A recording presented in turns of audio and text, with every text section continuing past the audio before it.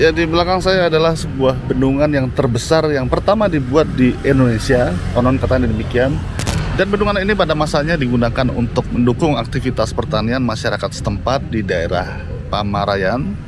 Dan bendungan ini dulunya digunakan untuk mengatur aliran air Sungai Ciujung yang ada di sini dulu. Tapi sejauh mata memandang, nggak ada sungai di sini. Jadi apa yang dibendung? Bingung kan? Ya, jadi daripada bingung, kita cari tahu sama-sama. Jangan kemana-mana, ikuti terus video ini hingga tuntas.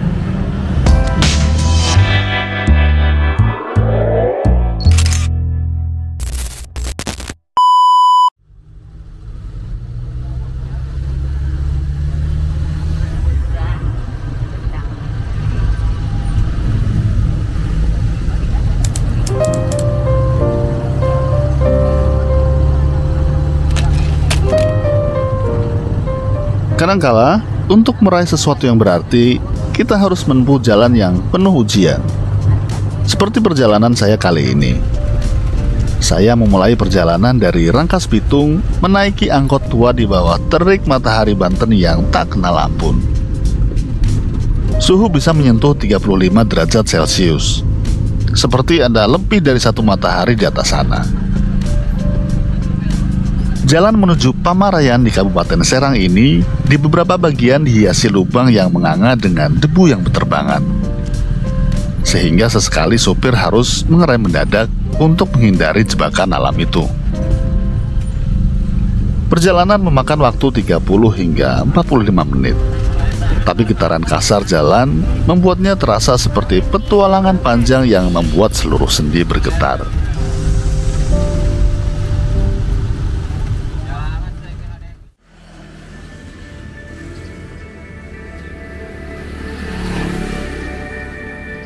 Setelah perjalanan yang terasa panjang itu, akhirnya saya tiba di tempat yang saya tuju, Bendung Lama Pamarayan. Saya melewati bagian depan dari kompleks ini dan menjumpai beberapa papan nama yang menunjukkan bahwa bangunan ini adalah sebuah cagar budaya. Ada sebuah gerbang yang tampak terkunci, tapi ada sedikit celah di sebelah gerbang yang bisa dimasuki. Setelah ragu-ragu sejenak, akhirnya saya masuk melewati celah tersebut karena melihat beberapa anak tampak sedang bermain di dalam. Sepertinya baru pulang dari sekolah. Di dalam gerbang, suasana terasa tenang dan damai. Ada taman di dalam untuk duduk-duduk santai di bawah pohon rindang. Tapi saya tidak berniat untuk duduk-duduk saja di sana, karena perhatian langsung tertuju pada sebuah bangunan menara bendungan yang tampak kokoh. Menara tersebut menjulang tinggi dengan sentuhan Art Deco khas kolonial, meski lemput hijau kehitaman mulai merayap di permukaannya, yang membuat aura uka-ukanya tampak kuat terlihat.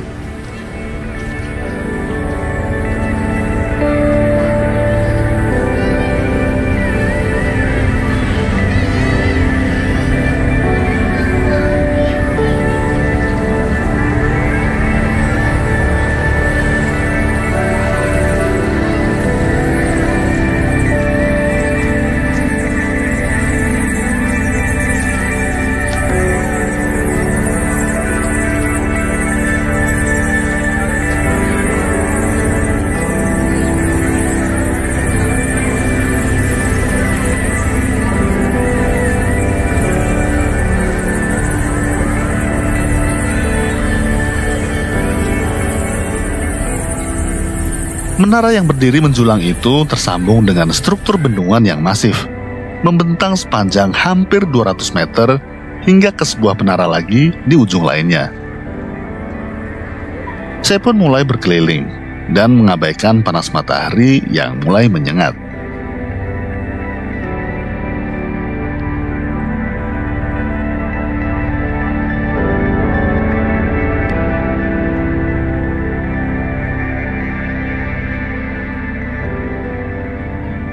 Bendung Pamarayan ini dibangun pemerintah Hindia Belanda sejak tahun 1905 dan konstruksinya rampung pada tahun 1919.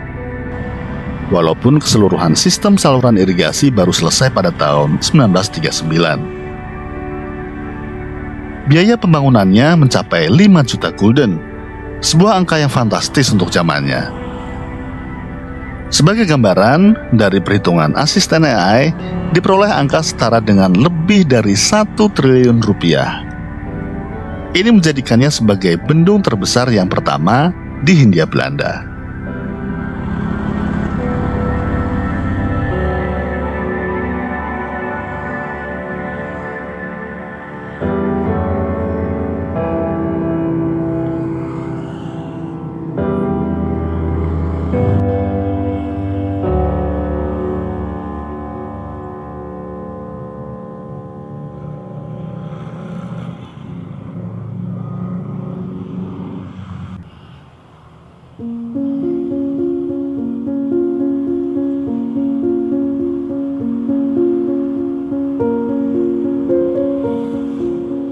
Tapi proyek ini bukan sekedar soal air. Ia adalah proyek politik raksasa. Setelah pemberontakan petani di Banten tahun 1888 akibat kelaparan dan banjir, pemerintah kolonial menyadari bahwa mengendalikan suplai air berarti mengendalikan rakyat. Maka dibangunlah bendung ini sebagai simbol dari apa yang mereka sebut sebagai politik etis atau proyek kesejahteraan rakyat.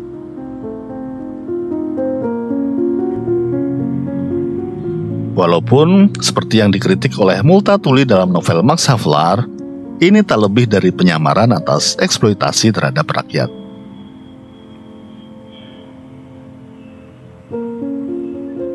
Di masa tersebut, pembangunan bendung ini menyerap lebih dari 200.000 tenaga kerja pribumi, mayoritas petani dari Serang dan Lebak. Mereka bekerja dalam sistem kerja rodi, tanpa upah layak, hanya diberi makan seadanya. Banyak yang jatuh sakit karena malaria dan kelelahan. Ratusan di antaranya meninggal dan konon dikuburkan tak jauh dari area proyek.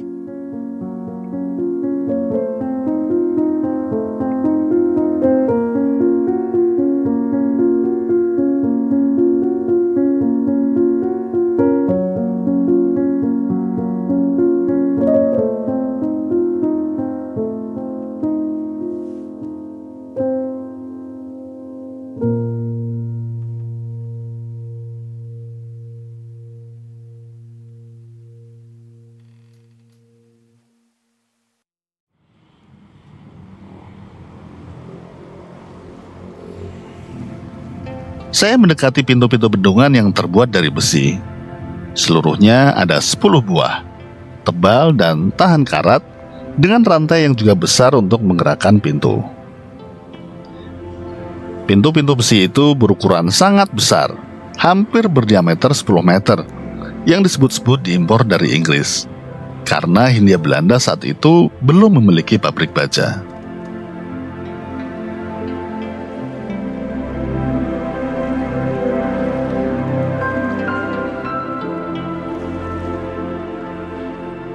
Pamarayan adalah salah satu bendung paling canggih di Asia Tenggara kala itu, menjadikannya sebagai prototipe bagi proyek irigasi kolonial berikutnya di Jawa Barat dan Jawa Tengah. Sistem yang mereka rancang di sini disebut Movable Weir System, sebuah teknologi mutakhir saat itu, di mana pintu-pintu besi raksasa tersebut bisa dinaik turunkan untuk mengatur debit Sungai Ciujung. Membuatnya mampu sebagai pengendali banjir sekaligus mengairi ribuan hektar sawah.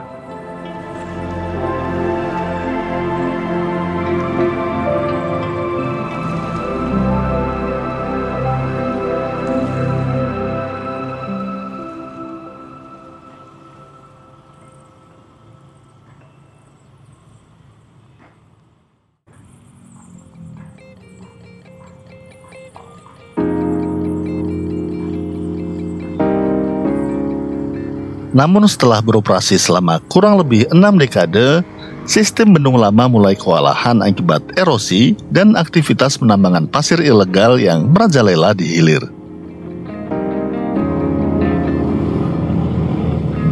Pengurukan pasir yang terus-menerus ini menyebabkan penurunan dasar sungai atau degradasi. yang membuat pintu-pintu besi bendung lama tidak lagi dapat dioperasikan secara efektif karena tidak mampu menahan tekanan dan mengatur aliran air dengan benar. Oleh karena itu, pemerintah Indonesia memutuskan untuk membangun infrastruktur pengganti dengan membangun bendung gerak Pamarayan baru di lokasi yang berdekatan. Aliran Sungai Ciujung yang dulu menghidupi bendung lama kini tak lagi melewatinya. Pemerintah membelokkannya melalui sodetan buatan dan mengarahkan air ke jalur baru tempat bendung baru berdiri. Dibangun antara 1992 hingga 1997, bendung baru ini memang lebih kecil, tapi dirancang dengan teknologi yang lebih modern.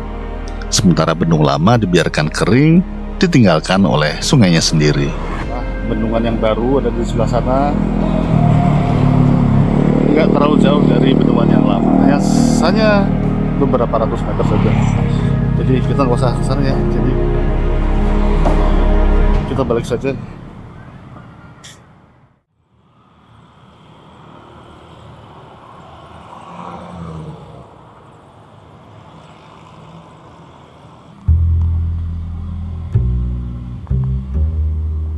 Pantainya besar sekali.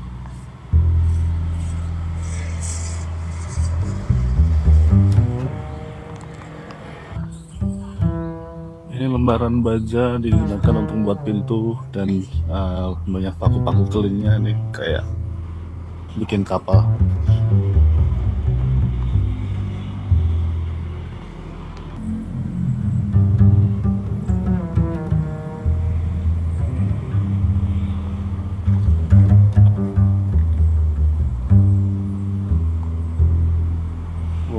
Saya menjelajahi sisi belakang dari bendung ini.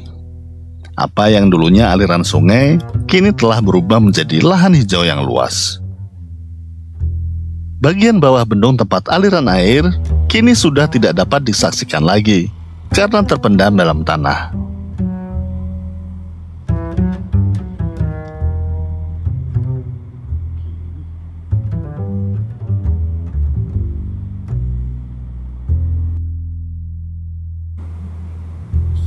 Jadi ternyata pintu airnya tidak berbentuk lembaran seperti daun pintu gitu, tapi ada rangkanya lagi sehingga berbentuk busur seperti ini.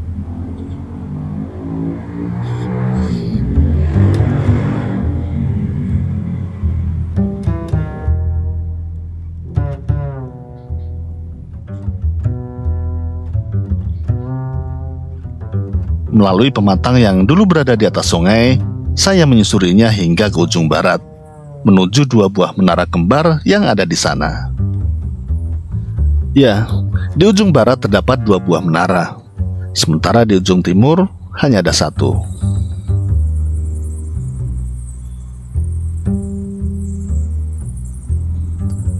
Saya sejenak masuk ke dalam. Di sana cukup gelap dan pengap. Sebenarnya saat itu tidak terlalu tampak banyak kelelawar yang berterbangan, tapi suara mereka terdengar sangat berisik. Bau kotoran mereka sangat menyengat, dengan aroma campuran antara amonia dan tanah basah yang khas. Dan di dalam sana banyak sekali suara-suara kelelawar ya, dan lumayan baunya juga kurang sedap, jadi kita nggak usah masuk-masuk ke dalam lah ya. Di masing-masing menara kembar itu ada ruangan-ruangan, serta tangga menuju ke atas. Konon juga ada penjara di bawah untuk pekerja yang dianggap pembangkang atau mencoba kabur dari kerja paksa.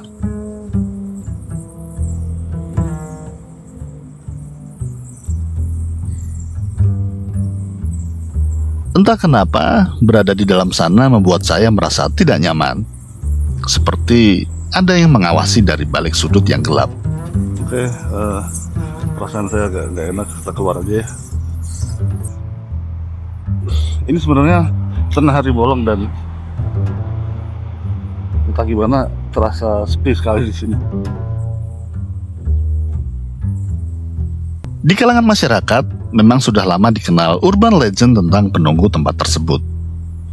Sebut saja legenda tentang Nyai Mujibah, sosok gaib jahat yang konon menjaga bendung, dengan dua putranya yang berwujud siluman buaya yang haus tumbal.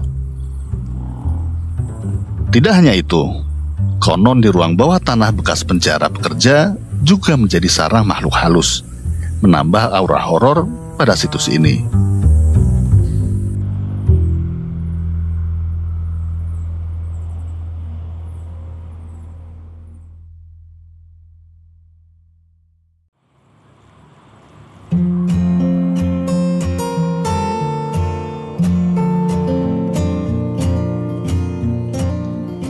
Di hadapan bendung tua ini, saya menyadari bahwa di balik tembok-tembok tuanya yang mulai berlumut, ia adalah cermin waktu. Di permukaannya, kita bisa melihat bayangan masa lalu. Wajah-wajah lelah, tangan-tangan yang pernah menggali tanah ini tanpa upah. Tapi jika kita menatap lebih dalam, kita juga bisa melihat diri kita sendiri hari ini. Bangsa yang masih berjuang antara membangun dan melupakan. Bendung Lama Pamarayan bukan sekedar peninggalan sejarah. Ia adalah pengingat bahwa kemajuan tanpa ingatan bagaikan aliran sungai yang kehilangan arah. Terima kasih sudah mengikuti perjalanan saya kali ini. Saya Anjas. Sampai jumpa pada cerita selanjutnya. Wassalam.